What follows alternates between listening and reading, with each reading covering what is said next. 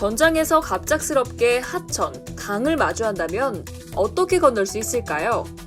전차와 장갑차 등 기동부대의 신속한 이동을 지원하는 이른바 자주도하의 도움을 받을 수 있습니다. 자주도하는 지상에서는 차량처럼 다니고 수상에선 여러 대의 차량을 연결해 하나의 다리처럼 변신하는데요. 육군은 그동안 도하 장비로 리본 부교를 운용해왔습니다. 리본 부교는 냉전 시절 소련이 처음 개발했는데요. 이후 미국이 이를 모방해 1970년대 리본 부교를 제식화했습니다. 한국은 1990년대 들어 미국제 리본 부교를 면허 생산에 운용해왔습니다. 하지만 리본 부교에 치명적 단점이 있었으니 설치 전 준비 시간만 최소 6시간이 걸린다는 것이었습니다. 시간도 시간이지만 설치를 위해 군 병력이 대거 투입돼야 하는 점이 문제로 지적됐습니다. 군이 30여 년 만에 한국형 자주도하 장비의 도입을 전격 추진한 이유죠. 방위사업청은 최근 한화디펜스와 5천억 원 규모의 한국형 자주도하 장비 기술협력 생산 계약을 맺었습니다. 지난해 말 한화디펜스를 자주도하 장비 사업 우선 협상 대상자로 선정한 데 이어 기술협력 생산 계획을 최종 승인한 겁니다. 기술협력 생산이란 국내 기업이 외국의 원 제작업체와의 기술협력을 통해 국내에서 해당 장비를 생산하는 사업 추진 방법을 의미합니다. 한화디펜스가 손잡은 외국 업체는 독일의 지델스.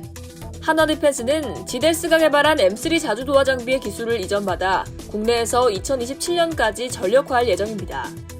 M3는 앞서 독일과 영국, 대만, 싱가폴, 인도네시아 등 세계 여러 나라에서 실전 배치한 장비로 다수 전투에서 운용 능력을 확인했습니다. 일례로 2016년 폴란드에서 실시된 북대서양 조약기구 훈련에서 독일과 영국군이 운용 중인 M3 30대로 35분 만에 350m 길이의 세계 최장 부교를 만들기도 했습니다. 하지만 외국 원천 기술을 그대로 이용할 순 없겠죠. 한화디펜스는 기술 제휴를 하되 한반도 작전 환경에 최적화된 M3K를 만들겠다는 포부입니다. 국내 31개 협력업체와 함께 구조물 등 78종의 핵심 구성품을 국산화하는 등 국산화율 90%를 달성할 예정입니다. 90% 이상을 국내에서 생산하면 장비 배치 이후 운용 유지 과정에서 발생하는 후속 군수 지원 문제를 해소할 수 있을 걸로 전망됩니다.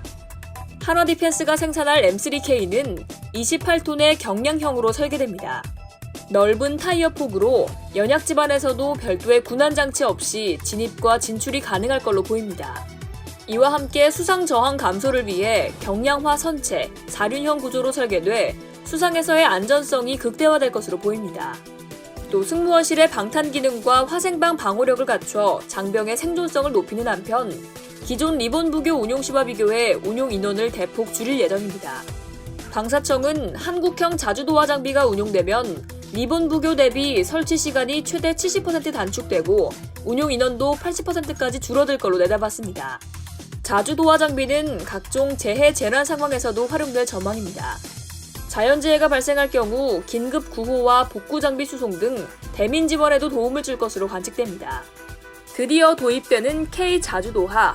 기술협력 생산 과정에서 한국의 방위산업 역량이 강화되는 건 물론 육군의 전력을 증강하고 재해재난 상황에서 존재감을 드러낼 것으로 기대됩니다. 이상 KD펜스였습니다.